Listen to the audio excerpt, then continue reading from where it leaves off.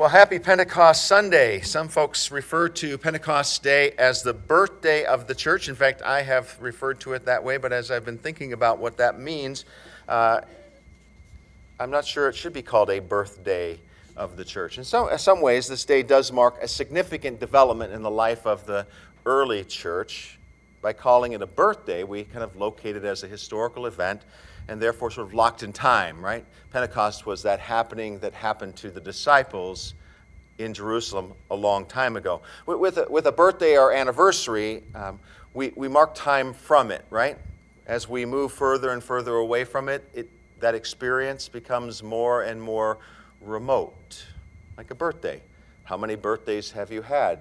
You're marking an event in time that is locked. So instead of a birthday, I think maybe we should think maybe closest enough to it would be maybe like a rebirth, or maybe like a watershed moment. Have you ever had a watershed moment? Do you know what I mean by a watershed moment? A moment in time where things just shifted suddenly, and all of a sudden there was regeneration, or maybe a new happening. Some of you, maybe it's in travel. I know the Rickards were in Israel, right? You're back. You're back. You're just back. Are you jet lagged? Yeah, a trip like that can be a watershed moment where things suddenly change. The way in which you see the world, the way in which you see reality can shift on a dime. Maybe it was the birth of your own children. Your birth, you probably don't remember, but the birth of your children, maybe that was a watershed moment, or an unfortunate happening. You know, maybe the loss of a job or a career opportunity, and suddenly you find yourself at this watershed moment which redefines who you are and what you're about. So let's recap then where the disciples have been in this whole season of Easter. So now we've been 50 days since the resurrection of Jesus, and the disciples since Easter have still been hiding in fear of those who killed Jesus, and fear that they might suffer the same fate. They're still in hiding. The church, since Good Friday, is sort of without a rudder because their leader has been taken away from them, murdered. Yeah, they've seen him after the resurrection. He's encouraged them since Easter, but it's not the same as when he walked with them. That sense of accompaniment. Jesus kind of comes and goes. They know him and not know him. As you see in the season of Easter and all these resurrection appearances, struggles with faith and doubt, with identity and sudden appearance. And the church, these gathered disciples, need a rebirth. They need this watershed moment, this renewal of the life of Jesus and beyond it. And if we think of the day of Pentecost as a gift of the Spirit of rebirth, of the gift of the Spirit as a watershed, then this gift can happen again and again and again. If you've had a watershed moment, have you had more than one? Of course you have. Watershed moments aren't limited to once a lifetime. And for those of you that don't know if you've had one, we can have counseling later, because I'm pretty sure you have, you're just not identifying it. Yeah, watershed moments are things that continue to happen to us. They continue to unfold for us. And new ones happen that move us in a different direction than where the previous one had been calling us from. And so this gift that's given can be given again and again. It's not locked in time like a birthday or an anniversary. If we think about it, the church has been reborn over and over again, century after century after century, in a cycle of rebirth and regeneration of the Holy Spirit. And this ongoing rebirth, this ongoing regeneration, this ongoing watershed moments of the Holy Spirit, the presence of the Holy Spirit, is an important concept for the life of this congregation. Because the part of God that we relate to in the season of Pentecost, in Pentecost, is the Spirit of God. I know we're Lutherans, and so we tend to focus on the second person of the Trinity in terms of Jesus. But the fact is, those of us who have spiritual lives, see the word? Spiritual lives, are in relationship to God by God's Spirit. And this ongoing regeneration is something that we can take part in. Sure, we had a regeneration of this congregation when we began, right? We had a birthday some 40 plus years ago, but times change, right? Congregations change, cultures change, and God still seeks to revitalize God's people, you and me. And this is the work and the presence of God, God's Spirit, in and among us. Now, this congregation and many of our members face difficulties, don't we? The absent faith of our children and our grandchildren is a real thing.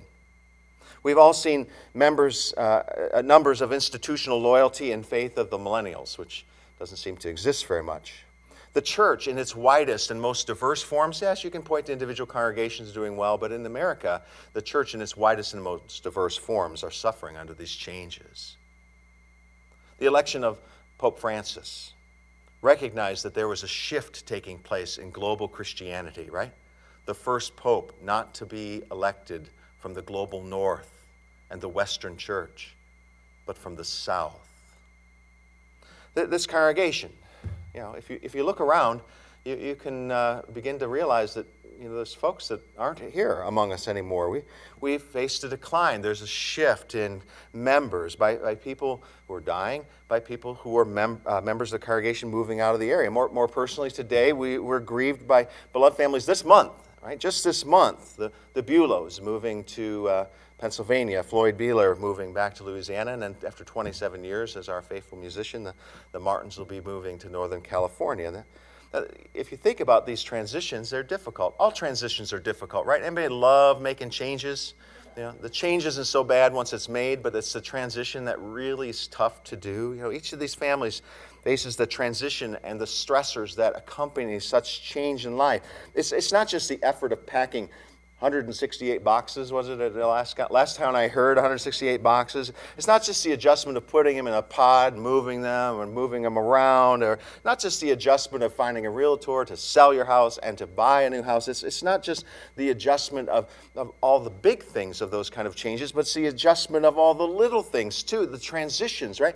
Where am I going to go to the grocery store? Who's going to be my new doctor? Who are my new neighbors? What are the rules of my new neighborhood? And the list just keeps going on and on and on. And all those transitions are, of course, stressful. And so also, do those who are left behind experience those kind of stressors too? We wonder how we're going to go on. Like the disciples gathered in that upper room who wondered how they will go on. We find ourselves oftentimes gathered in anxiety and fear because of all the changes and all the uncertainty that we're facing in our lives, whatever it may be. But look, the promise of God's Spirit falls upon the disciples. It's not a birth. It's something more like a rebirth, a watershed. New possibilities appeared to them. They were locked in the room for fear, and suddenly they saw new opportunities availed to them that just moments before they couldn't see. The power and presence of Jesus came to them anew. It wasn't like it was the first time. It wasn't a birth. It was the renewal of the presence of Jesus, walking with them, guiding them. God was leading them forward into a new way of being. God was with them still, and God is with us still. The thing to watch in the early church is the church under the guidance of and direction of the Holy Spirit is this. The Spirit doesn't solve problems, but rather invites the disciples to see new possibilities that they would not have seen otherwise. In Acts, for example, if you just read the book of Acts, after Acts 2, we always stop at Acts 2 because it seems like the pinnacle, but we should read on, right? And Acts 2 is a very neat story. It actually all works out, but they are facing serious questions from others. Traditions too, and boundaries that God seems to be leading them across, which is causing them a crisis of their Jewish faith. There's hostility toward their message and toward them. There's disability, there's illness, there's death. There are locked doors and there are shackled hands. Each situation where the problems aren't necessarily solved by the Holy Spirit, but created by the Holy Spirit. The result of these opportunities that these disciples lived into, and I'm sure they wondered about these opportunities, was the healing of the sick.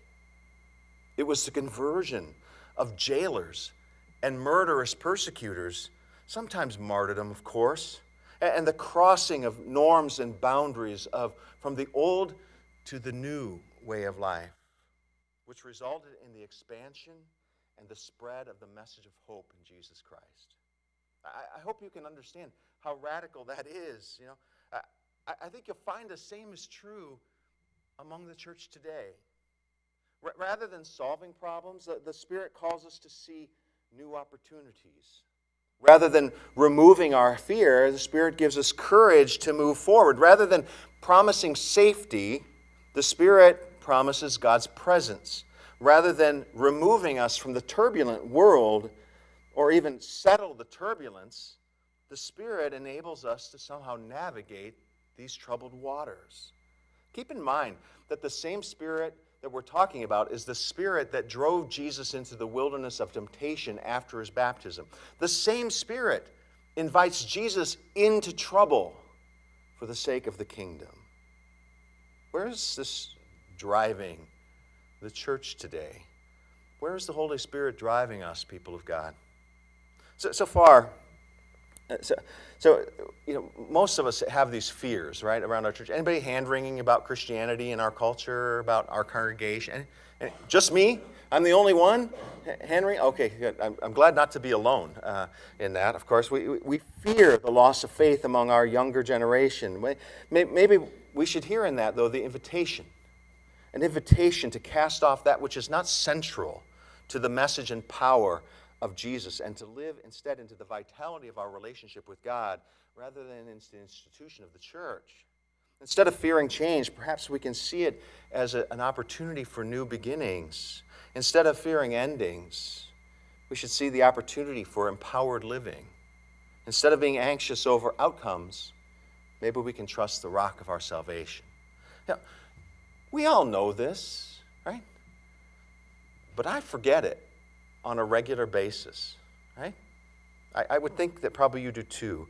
Because, I'd really like to settle for simpler sorts of things, I'd really like to settle for, more reliable kind of things, And so faithful people live and pray and strive to, what do we try to do? We try to avoid challenges or to easily overcome them. Or we try to avoid trouble. Or we try to make it the easiest possible way.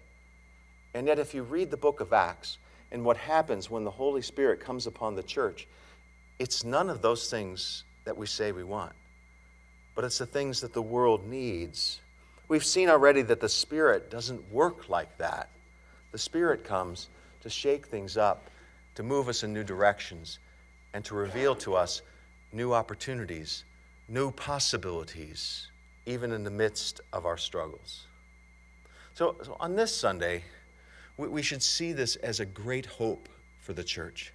Yeah, I know you're going to keep wringing your hands around whether or not there's faith or not, but the Holy Spirit is still working in the church. God still has a plan for his universe, and the Holy Spirit is still calling his people into a vital relationship with this God, to live this message of hope in Jesus Christ out for the world. Perhaps the work of the Spirit is to help us to see possibilities where others would only see problems or endings, and grant us then the strength and energy to continue to climb the mountains to which God has called us with equal measures of confidence and joy to the benefit of those around us, trusting that the Spirit of God has good in mind for all people. Because that's the reason that every Pentecost Sunday we make some poor defenseless reader read about the proselytes, the Arabs and the Cretans, the Elamites, residents of Mesopotamia. It's the entire known world. It's the flood of the Spirit into the entire known world. The new possibilities that God has in mind for a church that's still standing around a tomb on that early morning on Pentecost, wringing their hands because they don't sense Jesus' presence with them. And suddenly, the Spirit falls, and there's empowered living. I'd ask you to pray for your church, for this congregation and for its leaders. I'd ask you to pray for our whole church, for the Lutheran Church, but also for global Christianity, that it might have a renewal and revitalization, a watershed moment in this time of great transition of our culture, that something might rise as the Holy Spirit falls upon us. Amen.